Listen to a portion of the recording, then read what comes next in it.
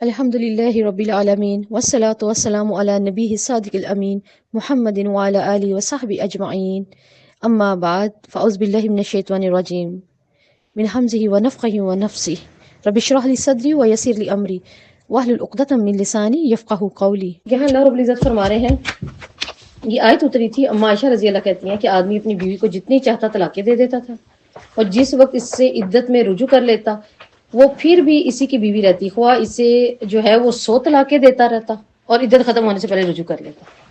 یہ انہوں نے ایک مذاق بنا لیا تھا اللہ کی آیت کو۔ تو معاشہ کہتی ہیں پھر یہ آیت ہوتی تھی کہ شان نزول یہ ہے، الطلاق مرتان، رجی طلاق ہمیشہ وہ ہوتی ہے جو پہلی دو ہوتے ہیں جن میں رجوع ہو سکتا ہے۔ طلاق 2 بار ہے۔ اب یہ قرآن کی ایک واضح سی آیت میں کیا کہہ رہی ہے، الطلاق مرتان، 2 بار، ایک دفعہ میں دے دینا، وہ بھی ایک مجلس میں نہیں ہے۔ ٹھیک ہے، اب رجی طلاق 2 بار ہے، مراد وہ طلاق جس میں شوہر کو اپنی بیوی سے رجوع کرنے کا حق ہے، ٹھیک ہے، وہ 2 مرتبہ ہے صرف، کیونکہ تیسری مرتبہ دے دینے کے بعد رجوع کی اجازت ختم ہو جاتی ہے، اور طلاق کا مسنون طریقہ یہی ہے کہ طلاق کو 2 بار کیا جائے۔ فَإِمْسَاكٌ بِمَعْرُوفٍ، پھر یا تو اچھے طریقے سے روک لینا، یعنی عورت کو اچھے طریقے سے، یہاں روکنے سے مراد کیا ہے کہ رجوع کر کے پھر اچھے طریقے سے اب نبھانا ہے، یہ نہیں اب پھر اس کو موقع نہیں دینا دوسری کی طرف آنے کا، اس نے معاشرت سوچتے ہوئے اس کو روکنا ہے۔ او تصریح بإحسان، یہاں نیکی کے ساتھ رخصت کرنا ہے۔ یہاں نیکی کے ساتھ رخصت کیا جاتا ہے؟ نہیں جی نہیں، نیکی کے ساتھ، ٹھیک ہے۔ تو یہ آگے آ جائے گا جو ہمارے معاشرے میں ہو رہا ہے نا، کہ اللہ تعالیٰ ان آیات میں کتنا ڈرا رہے ہیں، یعنی احسن انداز میں طلاق دے دو، اس کو مہر ادا کر دو، کچھ متاع دے دو، کچھ سامان ساتھ میں دے دو، رخصت کر دو، اور کسی بات کا تذکرہ ہی نہ کیا جائے، اس کو اللہ احسن کہہ رہے ہیں۔ اگر انسان اسی طرح کرے تو کم از کم یہ جو شر ہے دنیا کی یہ ختم نہ ہو جائے، کہ کسی کو طریقے سے اور عزت سے بھیج دیا جائے، بجائے کہ سب کچھ مار لیا جائے اور اس پر الزامات لگا دیے جائیں۔ تماشا بن جاتا ہے۔ وَلَا يَحِلُّ لَكُمْ، شوہر کے لیے اللہ کہہ رہے ہیں یہ حلال نہیں، اب یہ مرد کے لیے یہ بات، اس کا سارا خاندان ساتھ کھڑا ہوتا ہے، اللہ کہہ رہے ہیں مرد کے لیے یہ بات ہے، وہ کیا کرے، ایسا نہ کرے، ٹھیک ہے۔ اور اس سے یہ کہ شوہر اپنی بیوی کو کچھ نہ کچھ دے دے، وہ واپس لینے کا حقدار نہیں ہے، نہ زیور میں سے، نہ مہر میں سے، نہ پلاٹ، نہ کپڑے، نہ گھر، نہ بچے، ٹھیک ہے۔ بچوں کا معاملہ دوسرا ہے، لیکن یہ چیزیں واپس نہیں لے گا۔ اب ابن عباس کہتے ہیں کہ انسان اپنی بیوی کا تمام مال کھا جاتا ہے، خواہ اس نے اسے دیا ہو یا نہ دیا ہو، یہ سمجھتا ہے کہ اس صورت میں اس پر کوئی گناہ نہیں۔ تب اللہ تعالیٰ نے یہ آیات اتار دی تھی۔ پہلے ایسے ہی ہو رہا تھا، پہلے ایسے ہو رہا تھا، وہ تو زمانہ جاہلیت تھا، نبی آئے، کتاب آئی، لیکن اب بھی ایسا ہو رہا ہے، اس کا مطلب کتاب نہیں کھولی جا رہی، کتاب کو نہیں سیکھا جا رہا۔ تو اللہ تعالیٰ نے اپنے بندوں کو اعلیٰ تعلیم یہاں پہ دیکھیں کتنی پیاری دی ہے اپنے بندوں کو، الا ان یخاف ان یقیما حدود اللہ، مگر دونوں کو خوف ہو کہ وہ اللہ کی حدیں قائم نہیں رکھ سکیں گے، وہ بات نہیں بڑھ رہی، بدگمانی نہیں ختم ہو رہی، تکلیف بڑھ گئی ہے، تو وہ کیا کریں، حسن معاشرت کے حوالے کر دیں اس معاملے کو۔ معروف کے ساتھ کیا ہے، یا تو خلا ہے یا طلاق ہے۔ تو اللہ تعالیٰ کے نزدیک آپ صلی اللہ علیہ وسلم نے فرمایا یہ بہت بڑا گناہ ہے کہ آدمی کسی عورت سے نکاح کرے اور پھر اس کو طلاق دے دے، پھر اس کا مہر بھی نہ اس کو دے۔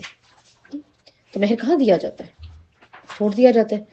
فلا جناح علیہما فیما افتدت بہ، تو ان دونوں پر اس میں کوئی گناہ نہیں، ٹھیک ہے۔ یعنی خلا سے یہاں مراد ہے کہ عورت کیا کرے گی، عورت کا اپنے شوہر سے کچھ اس کو دے کر طلاق حاصل کر لینا، یہ بھی اللہ نے اس کو ایک آسانی دی ہے، لیکن اس کے لیے یہاں بھی شوہر کو کچھ دینا پڑے گا خلا کے لیے، ٹھیک ہے۔ تو یہ آیت اس بات کو ثابت کرتی ہے کہ جب خوف ہو کہ دونوں حدود قائم نہیں رکھ سکتے، دونوں کے لیے اب واقعی ہی مشکل ہے ساتھ رہنا، تو عورت معاوضہ کر سکتی ہے، یعنی معاوضے سے مراد وہ خلا کو دائر کر سکتی ہے، کس صورت میں، پھر اسے مرد کو کچھ دینا ہے، ٹھیک ہے۔ کیسے دینا ہے، سیدنا عبداللہ بن عباس سے روایت ہے، آپ صلی اللہ علیہ وسلم کے بعد ثابت بن قیس رضی اللہ، ان کی بیوی آئی تھی، اور انہوں نے خدمت میں حاضر ہو کے کہا یا رسول اللہ، میں ثابت بن قیس کی کیا ہوں، بیوی ہوں، میں ان کی دینداری اور ان کے اخلاق میں کوئی عیب نہیں نکالتی۔ یہ پیچھے کیا رہ گیا ہے نا، نہ میں ان کے دین میں کوئی عیب نکال رہی ہوں اور نہ ہی میں ان کے اخلاق میں، کردار میں، بلکہ مجھے مسلمان ہو کر شوہر کی ناشکری کے گناہ میں مبتلا ہونا پسند نہیں۔ کچھ روایات میں آتے ہیں ان کا سٹیٹس بہت اچھا تھا اور وہ ذرا اتنے سٹیٹس والے نہیں تھے، تو شاید وہ بھی چیز، یا پھر دیکھیں بازو کا سب کچھ ہوتا ہے، بس نہیں محبت نہیں ہے، یا نہیں ہے دل نہیں۔ اب کتنے رشتے ایسے ہوتے ہیں جو انسان کے سامنے آئے، ان میں کوئی برائی نہیں ہوتی، باقی سبھی پوچھے ہوتے ہیں وجہ، کہتے ہیں وجہ کوئی نہیں، بس دل نہیں، تو یہ تو اللہ تعالیٰ کی طرف سے ہے نا۔ تو یہ کہتی ہیں کہ میں کوئی برائی نہیں نکالتی، ہاں نہ شکری، اس سے ڈر رہی ہوں کہ کہیں میں گناہ گار نہ ہو جاؤں، شوہر کی تو ماننی پڑے گی، تو آپ صلی اللہ علیہ وسلم نے دریافت کیا کیا تم ثابت کا مہر میں دیا ہوا باغ اسے واپس کرتی ہو؟ پھر انہوں نے کہا ہاں۔ پھر آپ صلی اللہ علیہ وسلم نے ثابت رضی اللہ کو حکم دیا اپنا باغ واپس لے لیں اور آپ انہیں طلاق دے دیں۔ یہ صحیح بخاری کی حدیث ہے کہ اس صورت میں ہے۔ اور اس صورت میں ایک اور چیز بھی ہے، بغیر عذر، بغیر عذر کوئی بھی عورت خلا نہ لے، بغیر عذر کبھی بھی، ٹھیک ہے۔ اب تو رواج ہو گیا نا، لیکن آپ صلی اللہ علیہ وسلم نے فرمایا بغیر کسی معقول عذر کے اگر کوئی عورت خلا لیتی ہے وہ قیامت والے دن جنت کی خوشبو بھی نہیں پائے گی۔ جنت تو دور ہے، ہر چیز کی خوشبو ہوتی ہے نا، کھانا بن رہا ہے آپ سے بہت دور ہے، آپ کو تو یہ بھی نہیں پتا کیا بن رہا ہے، اب یہ بہت اچھی خوشبو ہے، کیا بن رہا ہے، خوشبو بھی نہیں پائے گی۔ اس چیز میں بھی ہمیں تعلیمات دینی چاہیے نا اپنی اولادوں کو۔ سیدنا سبحان رضی اللہ سے ہے، آپ سے نے فرمایا جس عورت نے بغیر وجہ اپنے شوہر سے طلاق مانگی اس پر جنت کی خوشبو بھی حرام ہے، ٹھیک۔ اور پھر یہی سبحان رضی اللہ کہتے ہیں کہ آپ سے نے فرمایا بلا وجہ خلا حاصل کرنے والی عورتیں منافق ہوتی ہیں۔ اللہ کے رسول نے ان پر منافق کی بھی مہر لگا دی، ٹھیک ہے۔ اب خلا کی عدت کتنی ہوتی ہے؟ سیدنا ربیہ بنت معاذ بن افرا رضی اللہ سے ہے کہ انہوں نے کہا آپ صلی اللہ علیہ وسلم کے زمانے میں اپنے شوہر سے خلا لی تو آپ صلی اللہ علیہ وسلم نے اسے حکم دیا کہ ایک حیض گزارے۔ عدت والی خلا والی کی کتنی ہے عدت؟ ایک ماہ، جی ایک حیض۔ تلک حدود اللہ، یہ اللہ کی حدود ہیں۔ کیا مطلب اللہ کی حدود ہیں؟ اللہ تعالیٰ کی حدود سے مراد یہ احکام، یہ نکاح، یہ فراق کیا، یہ طلاق، یہ اللہ کی حدود ہیں، کچھ ہاتھوں میں نہیں ان کو لینا چاہیے۔ تأتدوہا، ٹھیک ہے، ان سے کیا کرو، آگے نہ بڑھو۔ کیا مطلب ان سے آگے نہ بڑھو؟ ان کی مخالفت نہ کرو، اپنے ہاتھ میں نہ ان کو لو۔ ومن یتعدی حدود اللہ فاولئک هم الظالمون، جو لوگ یا جو کوئی اللہ کی حدود سے آگے پڑھے تو پھر وہ کون ہے؟ ظالم، پھر ظالم ہے۔ اللہ کی حد سے چاہے وہ عورت آگے بڑھی ہے، بلا عذر کوئی خلا لے رہی ہے، یا شوہر وہ طلاق اس انداز سے دے رہا ہے کہ اس کو پریشان کیا جائے، یا رجوع کے اندر دوبارہ عدت کے اندر رجوع کیا کہ پھر سے تکلیف دوں، بدلے لوں، اللہ کہتے ہیں یہ میری حدود ہے۔ جو ان سے آگے بڑھا وہ ظالم ہے، اور ظالم کے لیے کیا ہے؟ اللہ تعالیٰ کیا کہتے ہیں؟ جنت ظالم پر بھی حرام ہے۔ تو اس نے فرمایا اللہ تعالیٰ نے جو حدیں مقرر کی ہیں ان سے آگے نہ بڑھو، جو فرائض متعین فرما دیے ہیں انہیں ضائع مت کرو۔ فرض ہے نکاح، کیوں ضائع کرتے ہیں؟ کرے نہ گزارا، کوئی بات نہیں، ہر کوئی ایک جیسا تھوڑی ہے۔ کیا مقصود تھا اللہ تعالیٰ کا ہمیں بتانا؟ آدم کو جو پیدا کیا تو ایک مٹھی بنائی مٹی صرف، لیکن پوری دنیا کی مٹی لی، اور ساتھ میں آپ صلی اللہ علیہ وسلم نے کتنی پیاری چیز واضح کر دی، جس طرح دنیا میں مٹیوں کے کیا ہے؟ رنگ، مزاج، ٹھیک ہے، ہر چیز الگ ہے، اسی طرح آدم کی اولاد کے بھی۔ طلحہ رضی اللہ اپنی زندگی میں، زبیر رضی اللہ، ان کی بیگمات کیا کہتی ہیں، صحابی ہوتے ہیں، یہ طبیعت کے بہت سخت ہے، جبکہ یہ شام بشرا میں طبیعت کے سخت ہے، اتنا ڈر ہوتا ہے کہ ان کے اٹھنے سے پہلے ان کی اونٹنیوں کو ہم نے خود باہر سے لا کے گھاس ڈالنا ہے، تیار کر کے کھڑی کرنی ہے۔ ایسا ہوگا کہ شوہر بہت غصے والا اور اس کے اٹھنے سے پہلے اس کی گاڑی چمکا کے کھڑی کی ہوئی ہے، ہم تو کبھی یہ بھی نہیں کرتے، ہے نا؟ کبھی ویسے یہ بھی سنت پوری کریے گا تاکہ انہیں بھی آپ سے محبت ہو۔ میں نے بھی کی تھی لیکن میرے شوہر نے بعد میں دوبارہ دلوائی تھی جا کے بائی سے، لیکن میں نے کہا میں سنت پوری کر دوں کہ اس سے اچھی میں کر لیتا ہوں، ٹھیک ہے۔ تو کیا کہ آپ صلی اللہ علیہ وسلم فرمائیں یہ اللہ کی حدیں ہیں، ان کو ضائع نہ کرو، ٹھیک ہے۔ جو چیزیں حرام کر دی ہیں ان کی حرمتوں کے پردے نہ توڑو۔ یہ حرمتوں کے پردے توڑنا ہے نا، اللہ کہنے ہیں جس کو رخصت کرنا ہے اس کو مہر دو، رخصت کر دو۔ یہ تھوڑی کہ پہلے گند ڈالنا ہے، اس کو برا کرنا ہے، یہ چیزیں اپنے پاس رہنے دینی ہے، نہ جیولری دینی ہے، نہ مہر دینا ہے، نہ کیے ہوئے جو ہے وہ وعدے اقرار سب بھول کے اس کو بے عزت کر کے نکال دینا، اور اکیلے نہیں، پھر ان کے کیا کرنا ہے، ان سب کے گھر والوں کو بھی جمع کر کے ساتھ میں۔ تو دیکھیں اللہ تعالیٰ کہہ رہے ہیں کہ میری حدیں ہیں، ترس کھاؤ، ان پردے ہیں یہ، ان کو نہ توڑو، اور جن سے بھول کر نہیں بلکہ ترس کھا کر خاموشی اختیار کرو۔ آپ کو یہ حدیث دوبارہ سناتی ہوں۔ آپ صلی اللہ علیہ وسلم نے فرمایا اللہ تعالیٰ نے جو حدیں مقرر کی ہیں ان سے آگے نہ بڑھو، فرائض متعین فرما دیے ہیں انہیں ضائع نہ کرو، جو چیزیں اللہ نے حرام کر دی ہیں ان کی حرمتوں کے پردے نہ توڑو، اور جن سے بھول کر اللہ نے خاموشی اختیار کی تم ان پر ترس کرو، ان کو کرے دو نہ۔ کتنا سینسٹیو ہے یہ معاملہ، طلاق رکھنا، عدت، نکاح، عزت دینا۔ اس لیے اللہ تعالیٰ نے پہلے ہمارا ایک پیارا سا ذہن بنایا تھا یہ تمہاری کھیتیاں ہیں، اور پھر ہمارے بھی ذہن بنا دیے بس اس بات پہ نہ اتراؤ بس میں ہوں اور بچے نہیں، وہ تمہارے حاکم بھی ہیں کہ تمہارا یہ اترانا صرف اس لیے کھیت اسی کا اچھا لگتا ہے جس نے پیسہ لگایا۔ ابھی تو کتنا خوبصورت گھر ہے، پیسہ لگایا ہے، کتنی پیاری گاڑی ہے، کتنا پیارا ڈریس ہے، کتنا پیارا بزنس ہے، پھر اس نے پیسہ لگایا۔ تو یہ جو حاکم ہے آپ کے پاس جو اچھا خوبصورت ایک معیار ہے وہ حاکم نے اپنا مال لگایا۔ تو اللہ نے ہمارا یہ ذہن تیار کیا، اس کے بعد کیا ذہن تیار کیا، تم لوگ آپس میں کیا ہو، اللہ کا قرب تلاش کرو، اس رشتے میں بھی ایک دوسرے سے ڈرو، ایک دوسرے کو محبت و عزت دو، تاکہ یہ نیکیوں میں سے ایک نیکی ہے، اور پھر نیکیوں کے لیے بھی آگے بھیجو، کیا اولاد طلب کرو، دعا کرو، اور پھر ساتھ ہی اللہ تعالیٰ کہہ رہے ہیں اگر طلاق دینی ہے تو اس طریقے سے دینی ہے کہ عزت سے اس کو اس کا مہر دے کر اچھے طریقے سے اس کو بھلے طریقے سے رخصت کر دو، اور اگر وہ خلا چاہتی ہے تو خلا کے لیے کیا ہے، وہ مہر واپس کرے گی، وہ مرد کو کچھ دے گی، اور اگر بلا عذر ہی اس نے لے لی ہے طلاق تو پھر اس کے لیے وہ خوشبو بھی نہیں پائے گی، یہ اللہ کی حدیں ہیں، ان کو کریدا نہ جائے۔ فاولئک هم الظالمون، یہی ظالم ہے۔ کون ظالم ہے؟ بندے کا ظلم اکبر، یعنی شرک کے قریب ہی ہے، یہ بھی تو ظلم ہی ہے نا اتنا بڑا، جو اللہ نے حد کہی نہیں وہ میں نے نہیں ماننی، تو اس کا مطلب کس کی ماننی ہے نا؟ اور نفس کی، تو نفس کی اس نے مانا تھا نا، اللہ نے کہا سجدہ کرو، نہیں میں نے نہیں کرنا، کیوں نہیں کرنا؟ ماں مانا کا اللہ تسجد، اللہ کہتے ہیں کس نے تجھے کہا تو سجدہ کر، حکم میرا تھا، یہ میرا ایک کیا ہے، امر ہے، تو اسے کیا کہا، انا خیر منہ، میں اس سے بہتر ہوں، اس کے نفس نے اس کو بتا دیا میں بہتر ہوں، اور بہتری کی اس نے کیا بات بتائی، میں آگ سے ہوں، یعنی میں ایک بڑی طاقتور چیز ہوں، جبکہ یہ تو مٹی ہے، میں کیوں ہوں؟ تو وہی بات اپنی جب مانے گی تو وہ اپنے نفس کی مانی، اور وہ اس نے مانی تھی۔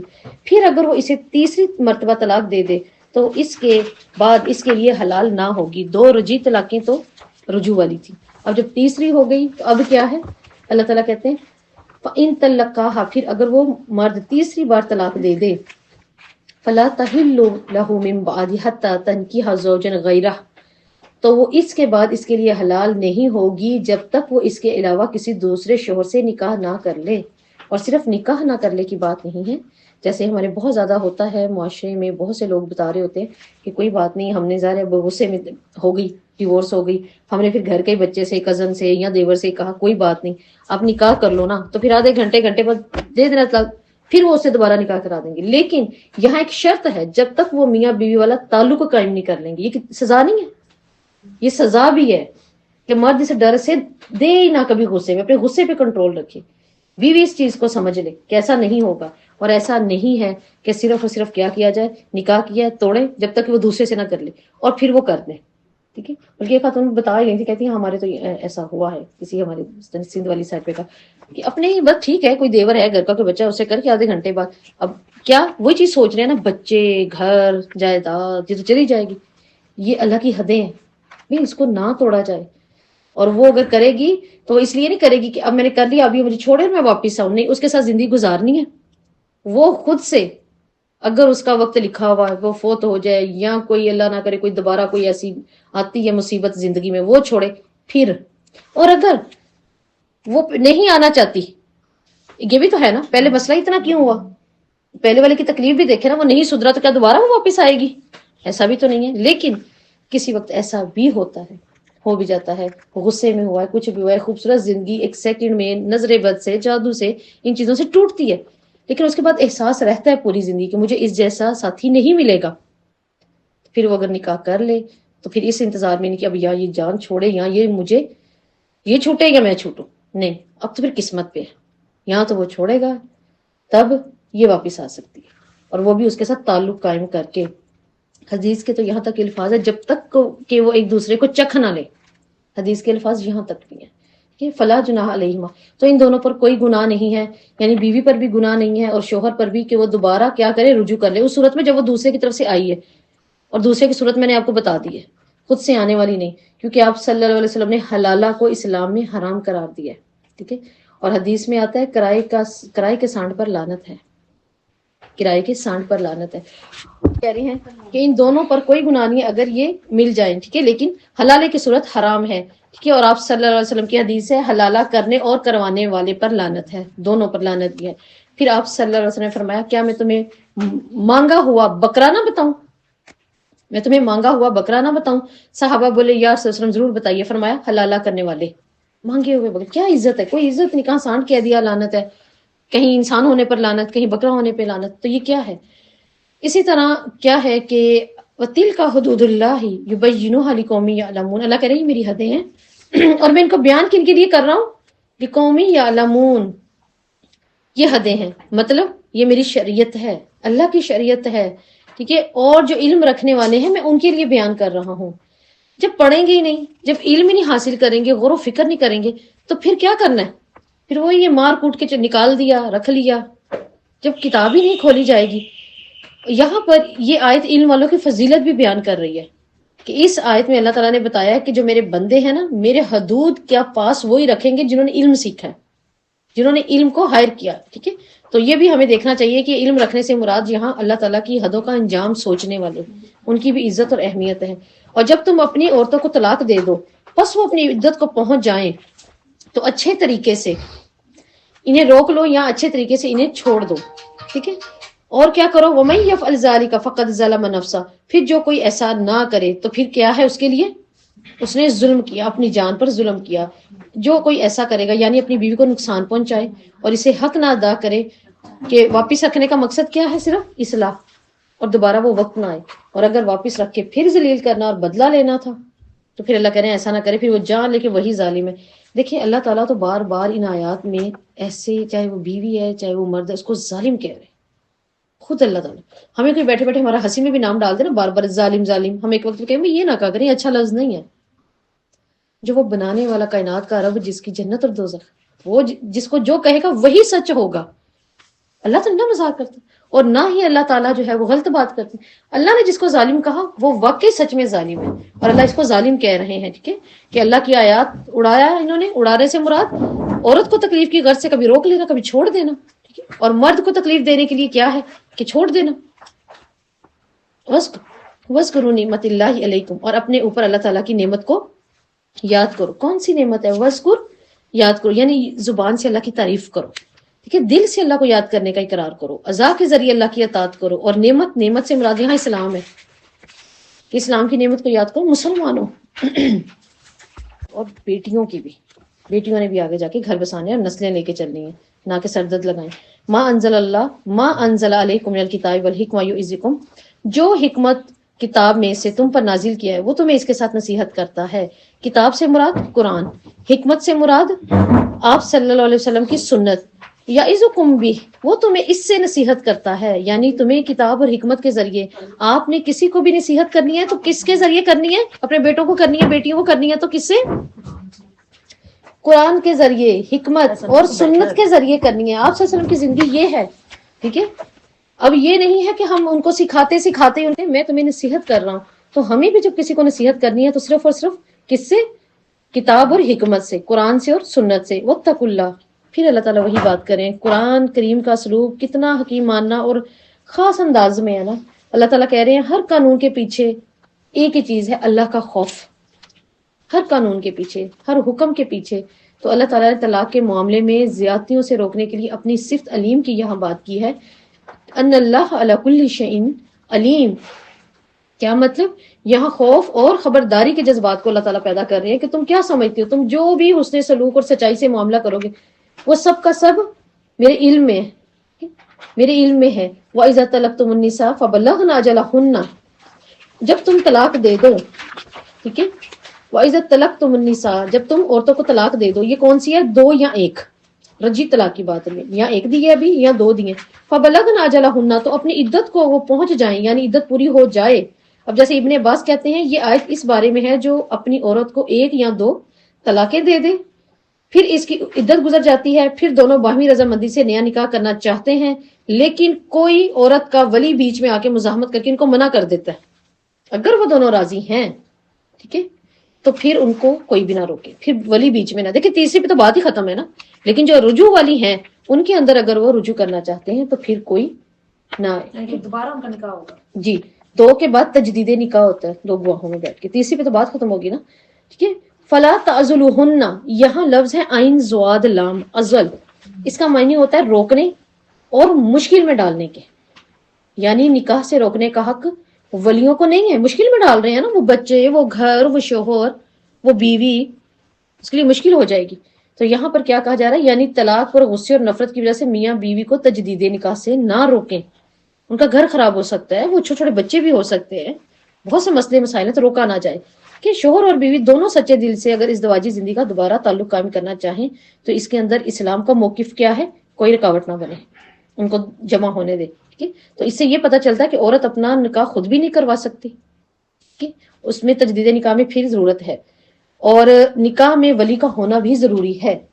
جیسے کہ آپ صلی اللہ علیہ وسلم فرماتے ہیں لا نکاح الا ولی، ولی کے بغیر نکاح باطل ہے، ولی کے بغیر نکاح باطل ہے، ولی کے بغیر نکاح باطل ہے۔ لیکن اگر ولی ہی نہیں مان رہا تو کیا کریں پھر؟ پوری زندگی نکاح ہی نہ کریں؟ نہیں، پھر اس صورت میں کیا ہوتا ہے؟ آپ صلی اللہ علیہ وسلم کی حدیث کے مطابق آپ صلی اللہ علیہ وسلم نے فرمایا ولی آپس میں لڑ پڑے، ٹھیک ہے، لڑنے سے مراد ہے وہ بالغ کی رکاوٹ بن گیا اس بالغ کے یا ان کی شادی کے، اختلاف میں پڑے، اگر وہ اختلاف کرے تو اس کا ولی کوئی نہیں ہوگا سوائے ادھر کے بادشاہ کے، یعنی آج ہماری عدالت کہ پھر وہ ولی بن جاتے ہیں۔ ذالک یؤذ بہ، یہ ہے جس کے ساتھ نصیحت کی جاتی ہے۔ اچھا جو یہ چھپ کے عدالت میں جا کے نکاح کر لیتے جب وہ نکاح جائے، لیکن یہ چیز واضح ہو گئی ولی کے بغیر نہیں، اب بھاگ کے کرنے والا معاملہ تو نہیں ہے نا۔ میں سمجھتی ہوں ایسا ہے کہ ماں باپ نہ مانے تو کہاں نہیں مجبور ہو جاتے اولاد کے ساتھ، مانتے ہیں کہ صرف منانا چاہیے اور طریقے سے، ماں باپ کی بھی مان لینی چاہیے۔ ذالک یؤذ بہ، یہ ہے جس کے ساتھ نصیحت کی جاتی ہے، یعنی نکاح سے روکنے اور مشکل میں ڈالنے سے بچنے کے لیے تمہیں نصیحت کی جا رہی ہے۔ کس کی؟ من کان منکم یؤمن باللہ والیوم، اس شخص کو جو تم میں سے آخرت پر اعتبار کرتا ہے، اللہ پر یقین رکھتا ہے، وہ ایسے نہ کرے۔ تو ہم جو مسلمان ہیں ہم بار بار یہ سمجھائیں اپنے معاشرے کو، اپنے بیٹوں کو، بیٹیوں کو کہ دیکھو تم مسلمان ہو، اس وقت تم مسلمان ہو، اللہ اور اس کے رسول پر اور آخرت پر ایمان رکھتے ہوئے ان تمام باتوں کا دھیان کرنا پڑے گا، اور اگر نہیں کیا تو پھر نہیں ہو، تو اپنا ایمان بچانا ہے، سب سے بڑی چیز اپنا ایمان بچانا ہے۔ تو اللہ تعالیٰ کی طرف سے نصیحت دلوں تک کیسے پہنچتی ہے؟ جو اللہ تعالیٰ ہمیں کہہ رہے ہیں میں نصیحت کرتا ہوں۔ یہاں پر واو عین زاد واز ایسی نصیحت کو کہا جاتا ہے جو دل کو پگھلائے۔ اللہ تعالیٰ نے اس لیے اس بات کا یہاں پہ انتخاب کیا کہ میں تمہارے دلوں کو پگھلا رہا ہوں، میں چاہتا ہوں تمہارے دلوں تک پہنچے۔ مطلب جب مومن اس دنیا سے زیادہ وسیع تر آخرت پر نظر رکھے گا نا پھر وہ صحیح چلے گا۔ اس لیے اللہ تعالیٰ یہاں کہہ رہے ہیں، اور کیا ہے یہ تمہارے لیے زیادہ ستھرا اور پاک ہے۔ کیا مطلب؟ ازکا لکم، تمہارے لیے زیادہ پاکیزہ ہے، زیادہ نفع ہے، یعنی اللہ کہہ رہے ہیں اسی کے اندر کہ تم گناہوں سے اپنے آپ کو بچا لو۔ واللہ یعلم وانتم لا تعلمون، کہ کس چیز میں لوگوں کے لیے فائدہ ہے اور کس میں اصلاح ہے یہ اللہ جانتا ہے۔ چھوڑنے ہیں معروف طریقے سے چھوڑے، رکھنا ہے اذیت نہیں دینی، اور ولی جو ہے وہ زبردستی نہ کریں، وہ ملنا چاہ رہے ہیں تو درمیان میں کوئی نہ آئے۔ تو اللہ تعالیٰ کہہ رہے ہیں ان ساری چیزوں کا مجھے علم ہے، تمہیں نہیں۔ اور اس آیت سے یہ بھی معلوم ہو رہا ہے کہ تم اپنی لا علمی کو بھی نہیں جانتے۔ اگر ہم علم والے ہوتے تو یہ معاشرے میں یہ کچھ ہوتا؟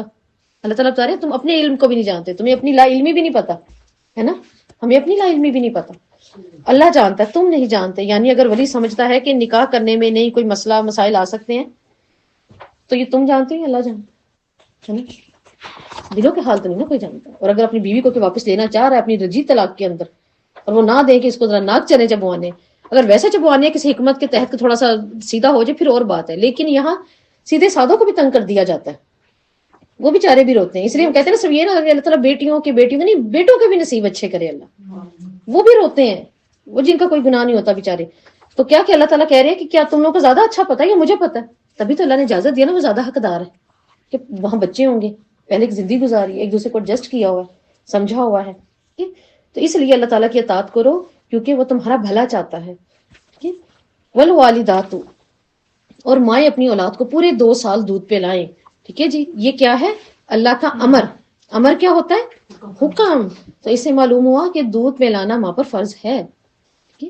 ہاں کوئی شرعی عذر ہو، کوئی بہت بڑا عذر ہے اور شریعت سے ہے تو پھر تو ٹھیک ہے، انسان سوچتا ہے اور پھر دوسری دایا کو ہائر کر لیا جائے۔ اب دیکھیں عرب کے اندر لوگ کیا کرتے تھے؟ دایا ہائر کرتے تھے، اپنے بچوں کو کھلی جگہوں پر بھیجتے تھے، اچھے ماحول میں، گاؤں مضبوطی آئے گی، اچھا ماحول ہوگا، شہر سے دور ہوں گے۔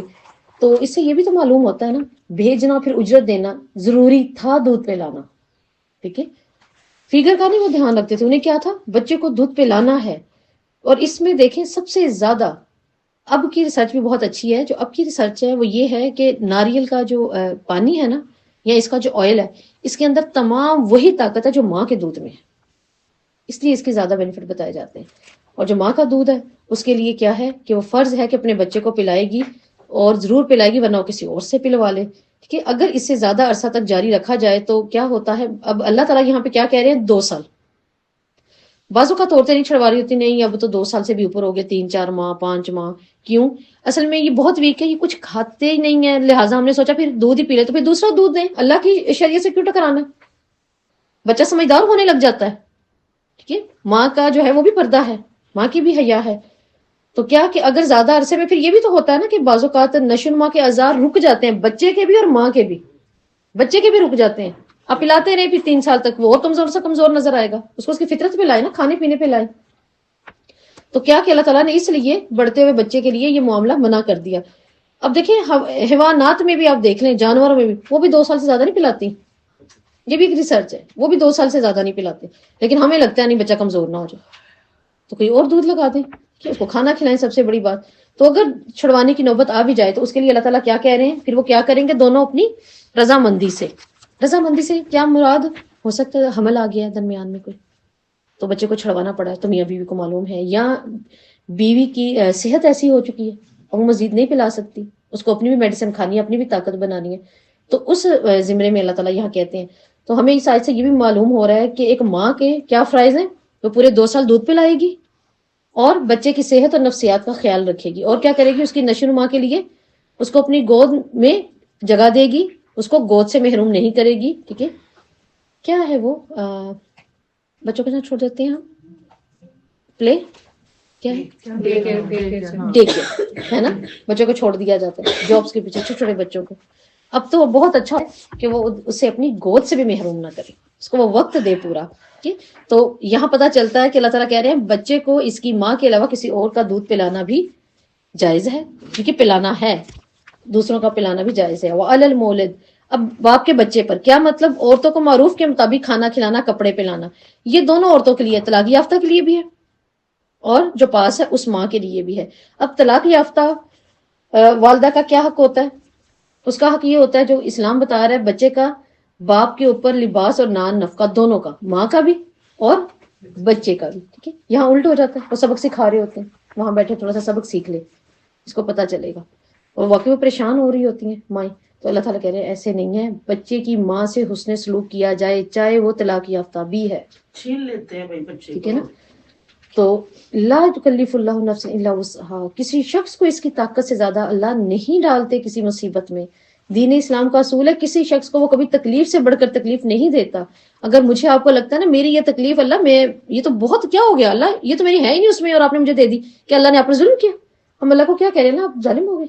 نہیں، اللہ کہتے ہیں میں تو دیتا ہی نہیں. اس کا مطلب جس کی جتنی زیادہ ہے اس کا اجر بہت بلند ہے اور پھر اس کا اتنا ہی منبر بھی اونچا ہوگا.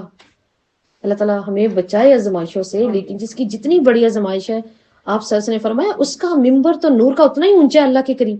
کیونکہ اللہ تعالیٰ فرماتے ہیں نا کہ میں نے اپنے بندے کے لیے شروع سے ایک جگہ رکھی ہوئی ہے، ایک مقام رکھا ہوا ہے جنت میں، لیکن میں دیکھتا ہوں کہ اس کے وہ عمل ہی نہیں ہے، وہ معاملے ہی نہیں ہے یہاں تک پہنچنے کے اس کے. پھر میں کیا کرتا ہوں، اب یہ تھوڑی کہ اس کو پکڑ پکڑ کے کان کیوں نہیں، کر لو کر لو کر لو، نہیں، پھر میں اسے مصیبتوں میں مبتلا کرتا ہوں. جب وہ صبر کرتا ہے اور مجھ پر اپنا یقین قائم رکھتا ہے تو وہ اپنے اس درجے کو پا لیتا ہے. اس طرح اللہ وہ درجہ دیتے ہیں. پھر تو اس سے بھی بدگمانی نہیں، دعا کہ ختم ہو وہ تکلیف یا آزمائش، لیکن اللہ سے بدگمانی نہیں. اور نہ کسی ماں کو اس کے بچے کی وجہ سے نقصان پہنچایا جائے. ہمارے ہاں تو نقصان ہی بچوں کی وجہ سے پہنچایا جاتا ہے، بچے اس کی کمزوری سمجھے جاتے ہیں نا، ہے نا. تو ماں کو تکلیف پہنچانے سے مراد یہاں کیا ہے کہ ماں کو وہ جو نان نفقہ تھا، اس کا لباس تھا، اجرت وغیرہ واجبات وہ ادا نہ کیے جائیں. ٹھیک ہے، زبردستی پھر دودھ پلانے پہ مجبور کیا جائے، پھر اس کی صحت کیا ہوگی وہاں پر، نہ اس کی وہاں ویسے کیئر ہو رہی ہو، نہ اس کو کوئی دیکھ رہا ہو، نہ کوئی پوچھ رہا ہو اس کو، اس کے بچے کو، اور اسے دودھ بھی پلانا ہے، اس کی تو صحت گر رہی ہے، وہ بیچاری کیا کرے گی. ٹیچر ایسے بھی تو ہوتا ہے نا کہ لڑکی میکے گئی ہے تو وہ کہتی ہے. تو یہ آیت کریمہ دیکھیں، اس بات پر امر ہے کہ جب عورت مرد کے نکاح میں ہے اس وقت تک عورت کو رضاعت کی اجرت دینا تو واجب نہیں ہے، ظاہر سی بات ہے وہ اس کے گھر میں. لیکن اگر وہ چلی جاتی ہے تو پھر اپنی حیثیت کے مطابق، جو مرد کی حیثیت ہے اس کے مطابق، اب یہ نہیں کہ وہ بیچارہ جو ہے وہ 25,000 کما رہا ہے، 30,000 کما رہا ہے اور ادھر سے آرڈر آئے ہوئے ہیں بیگم کے گھر سے، ٹھیک ہے، کہ ابھی تمہیں نہیں پتا بچہ بھی نیا آ گیا، پیمپر، دودھ، یہ وہ آیا گیا، قیمہ، یہ وہ کچھ بھی نہیں نا، تو تم نے کم از کم نا 22-23,000 ادھر بھیجنا ہے منتھلی. نہیں، اس کی استطاعت دیکھیں، اس کی بھی استطاعت دیکھنی پڑے گی، اس کے بھی معاملات دیکھنے پڑیں گے، دونوں کے لیے دیکھیں اللہ حسن سلوک سکھا رہے ہیں. اور کسی شخص کو اس کی طاقت سے زیادہ اللہ نہیں دیتا، اس لیے نہیں دیتا نا کہ معاشرہ خراب نہ ہو.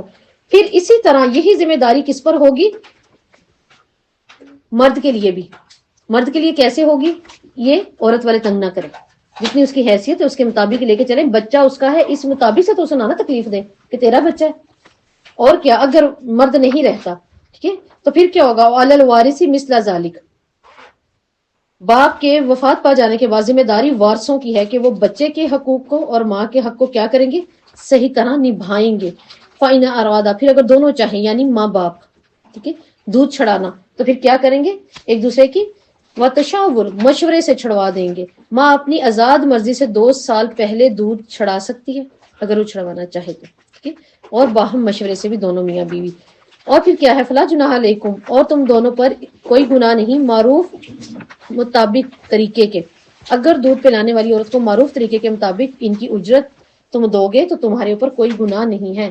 اب دیکھیں اللہ تعالیٰ نے خاندان کی حفاظت کے لیے عورت اور بچے کے حقوق کی ادائیگی میں کس قدر ہمیں شعور دیا، اور ساتھ میں کیا کہا ہے یہاں پر؟ ان اللہ بما تعملون بصیر، کہ میں دیکھ رہا ہوں تم میرے بندوں پہ سے کون سی نعمتیں روکتے ہو، کس کو تم تکلیف میں مبتلا کرتے ہو. ٹھیک ہے، اور جو لوگ تم میں سے وفات پا جائیں اور پیچھے بیویاں چھوڑ جائیں وہ اپنے آپ کو 4 مہینے اور 10 دن تک روکے رکھیں. کہ اب یہ کیا ہے؟ عدت. اب عدت وفات میں حکمت کیا ہے کہ جو فوت ہو گیا ہے اس کی بیوہ جو ہے وہ عدت پوری کرے گی، اس لیے کہ 4 ماہ میں کم از کم حمل ظاہر ہو جاتا ہے اور 5ویں ماہ میں پھر اس کی حرکت آ جاتی ہے. بعض خواتین دیکھیں حرکت سے کہتی ہیں ہمیں نہیں معلوم تھا، ہمیں تو کہاں 5واں 6واں ماہ ہے، ہمیں معلوم ہی نہیں تھا، وہ تو حرکت سے معلوم ہوا. ٹھیک ہے، تو اپنے اپنے جسم کا مزاج ہوتا ہے، تو اس لیے اس میں بھی یہ ایک حکمت ہی ہے، اور وہ یہ کہ وہ 4 ماہ 10 دن انتظار کریں گی. طلاق والی کی عدت کتنی ہے؟ 3 ماہ. ٹھیک ہے، خلا والی کی 1 ماہ. جی، اور ان کی عدت کی 4 ماہ 10 دن. اب وفات گزارنے والی عدت کی کیا ان کے احکامات ہوں گے؟ آپ صلی اللہ علیہ وسلم نے فرمایا وہ خوشبو کے تمام اقسام سے پرہیز کریں گی. ٹھیک، ہاں کسی کو لگانی ہے تو وہ لگا سکتی ہیں. سونے چاندی ہیرے جیورات کسی قسم کے کنگن وغیرہ جو بھی ہیں، ٹھیک ہے، اس جیسے بھی ہوں ان سے بھی کیا کرے گی؟ تھوڑا پرہیز کرے ان چیزوں سے بھی. اور کیا کرے گی؟ سرما نہ استعمال کرے، سرما بھی استعمال نہ کرے، زینت میں آ جاتا ہے نا. ہاں اس کے علاوہ آپ نے فرمایا بیری کے پتوں پانی صابن سے وہ غسل کر سکتی ہے. غسل میں بھی نہیں ہے کہ وہ سوچے میں کیا کروں، جمعے کا وہ غسل آتا ہے، ٹھیک ہے، وہ کر سکتی ہیں. پھر آپ نے فرمایا اسی طرح گھر کے وہ سب کام کرے، پرونا، جھاڑو لگانا، کپڑے دھونا، دودھ دونا، جو ایک سوگ والی عورتیں اپنے گھر کے اندر رہ کر سکتی ہیں، اپنے باغ باغیچوں کے اندر نا، دیگر عورتوں کی طرح. اور وہ اگر سفر حج پر بھی ہے تو وہ واپس آ جائے. عدت کا اللہ رب العزت نے اس قدر اجر رکھا ہے، اور یہ مرد کا حق ہے عورت پر پوری زندگی کے لیے یہ حق ہے. ٹھیک ہے، پھر آپ صلی اللہ علیہ وسلم نے فرمایا البتہ خوشبو اپنے بچوں کو تو لگا سکتی ہے، کسی کو پیش کر سکتی ہے، اس میں حرج نہیں، خود استعمال نہ کرے. ٹھیک ہے، اور تنہا اپنے گھر میں رہنے سے اگر خوف محسوس کرتی ہو تو اس کا گھر بدلا جا سکتا